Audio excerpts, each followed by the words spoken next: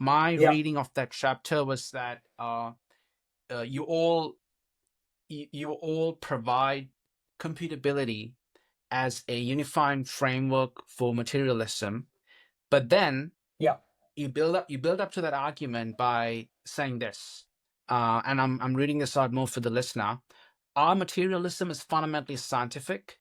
We reject the primacy given to dialectics in the Hegelian and Marx tradition, but recognize its power in exposing and resolving contradictions, in interrogating reality.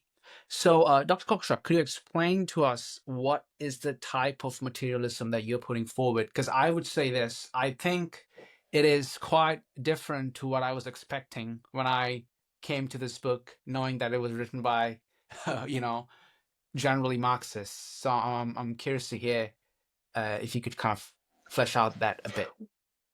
Well, our take is that dialectical materialism isn't really something that originates in Marx. It originates in another guy, Dietzken, who was another social democratic thinker contemporaneous with Marx, and he invents the term. It later becomes the orthodoxy of German social democracy due to Dietzken's influence in German social democracy, and from that it becomes the orthodoxy in the USSR. Now,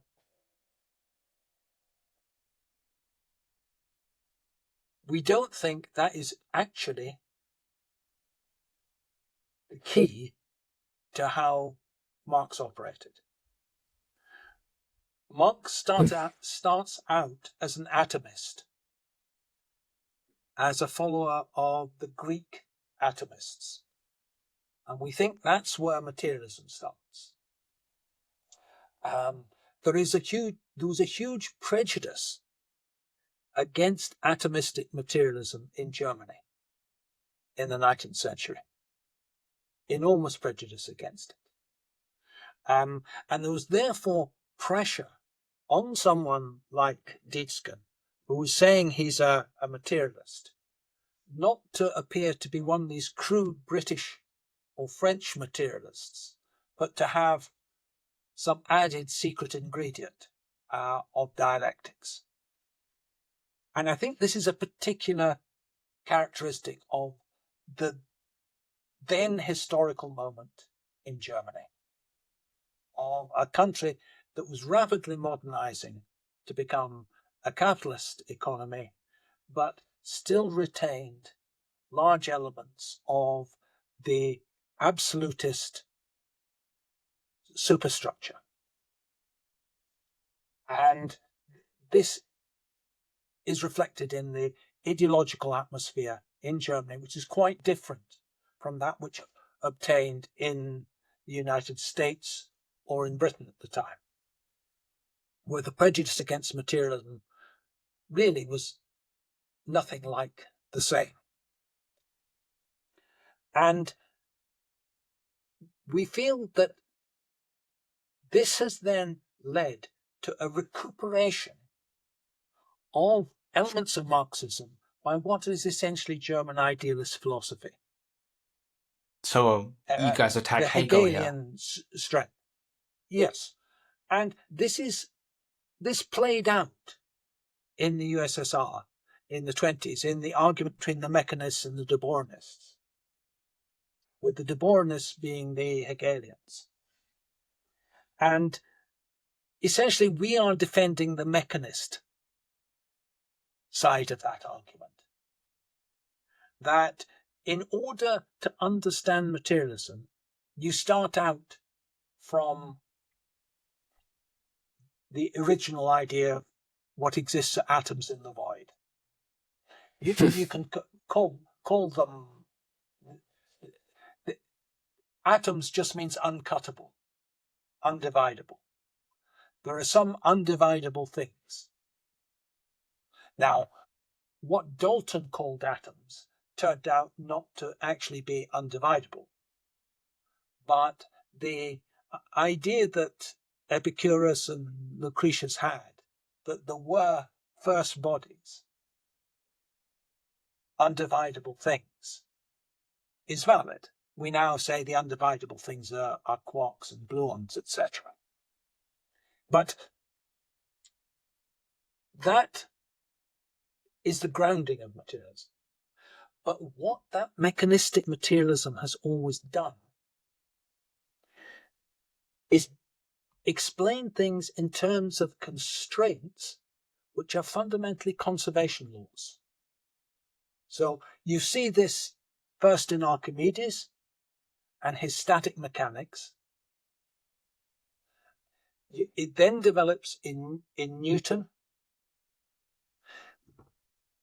With Du Châtelet, you get the idea of conservation of energy. In Newton, you get the conservation of momentum. And these ideas are explicitly what Marx says he's going to use in Capital. He's wanting to discover what he calls the laws of motion of capitalist society. And that is an explicitly Newtonian, not a Hegelian term. And laws for sure, yeah. Laws of motion. I mean, who talks of laws of motion? The idea of laws of motion is Galileo and Newton. And the structure of his argument about value is an argument about conservation laws. Okay? He first establishes that value is conserved in exchange. But that value is something different from what you see in an individual exchange. Because there has to be something behind it that is being conserved in these exchanges. Now, that is actually the same argument, essentially, that Du Châtelet uses for why she has to posit something like energy as being conserved.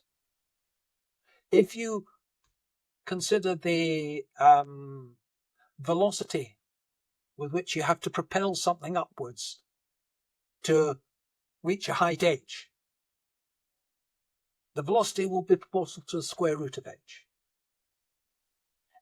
If you consider a pendulum swinging, the velocity of the pendulum at the bottom of its swing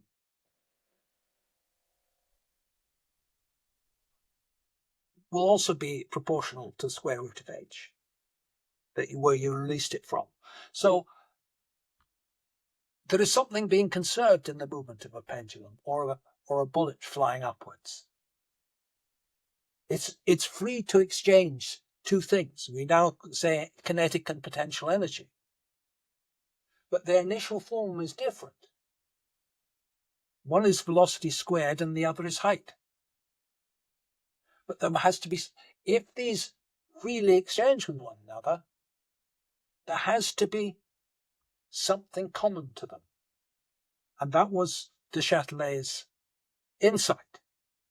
And that's why we get the concept of the conservation of energy. And it is the same argument that Marx is using, that there is something value that is conserved in all these exchanges.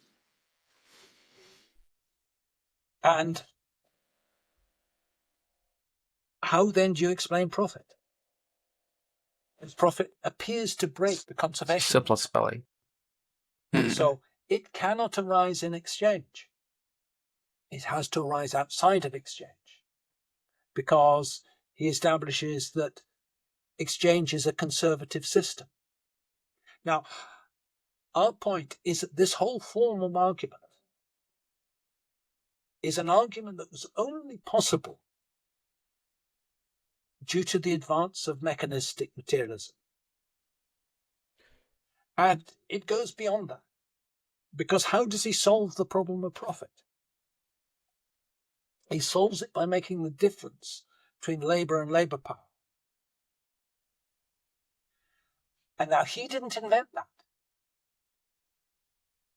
That is a transfer of the engineering concepts of the difference between horsepower and work done.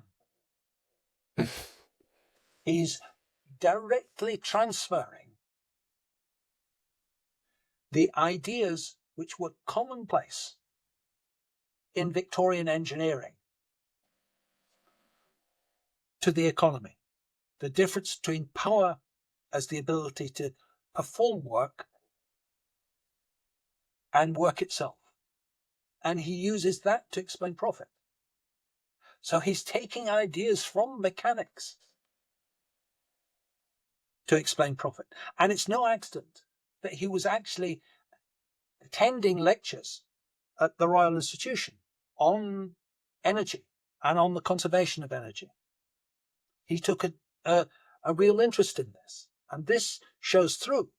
Now, if people come to Marx and their training is in Hegel, what do they see? They see the Hegelian language. Yeah, If you come to contradictions, it with a dialectics. training, Yeah. He doesn't use it. The contradiction, class contradiction thing. These terminology actually gets into Marxism much later. If you go through the German ideologies, there's no reference to it.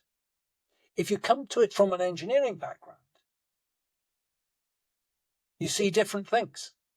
So the school of writers that Alan and I are most aligned with tend to be people who've come to it from a different background, From an like engineering Farshon and background. Makova.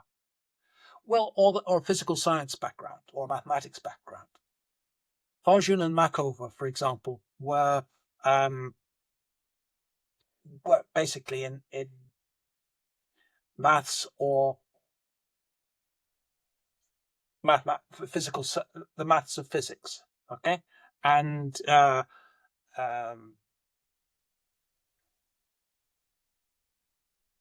well, this is what you see when you come to it from a different direction. I mean, Greg Michelson is also a professor of computer science. Indeed, one of your co-authors in the book. Yeah, and Katharina is a philosopher, but she's very much from the Lucretian school.